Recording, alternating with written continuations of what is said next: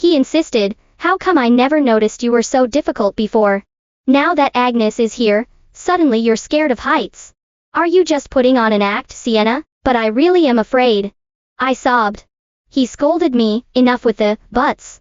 Sienna, let me tell you, I'm doing this after weighing the pros and cons. With those words, Jacob didn't hesitate to push me off the cliff. That scene didn't even show my face in the close-up. Even now, Agnes' fan base still praises her dedication to her craft, saying she never uses stunt doubles for the sake of authenticity. Thanks to that scene, Agnes became one of the most beloved actresses in the entertainment industry, and me. After being pushed off a cliff without any safety measures by Jacob, I broke my right leg and spent more than half a year in the hospital. During my entire hospital stay, Jacob only visited me once, and that was because Agnes had been scratched by her pet cat, and he had brought her to the hospital to get her finger bandaged. Even though my room was just next to Agnes, Jacob wouldn't set foot inside, afraid it might dirty his shoes. At this moment, Jacob was speechless, blocked by my words. Silently, I pulled out the divorce papers I had prepared in advance, placed them on the coffee table, and calmly said, Jacob, let's get a divorce. Hearing my words, Jacob froze on the spot, staring at me blankly. What did you say? Sienna.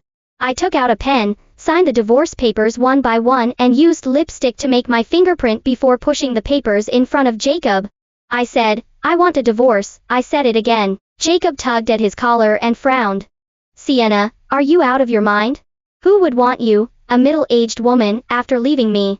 So in Jacob's eyes, I, a woman who had just turned 30, was already considered middle-aged. I tossed the pen at him. I replied, haven't you heard the saying, a woman blossoms at 30? But Jacob, you should know that after the divorce, I won't be your assistant anymore. You'll need to give me a few days to hand over your recent work schedule to the new assistant. My straightforwardness earned a mocking laugh from Jacob. He pointed at me with one hand, his eyes filled with impatience. Sienna, you're playing with fire and you're going to get burned. Just as he finished speaking, Agnes' distinctive ringtone started playing. Jacob didn't answer, instead, he looked at me, with a threatening gaze. He started to mock me. Didn't you always say you wanted to have a baby before turning 30? I know you're ovulating these days. Sienna, I'm giving you 3 seconds to take back what you just said.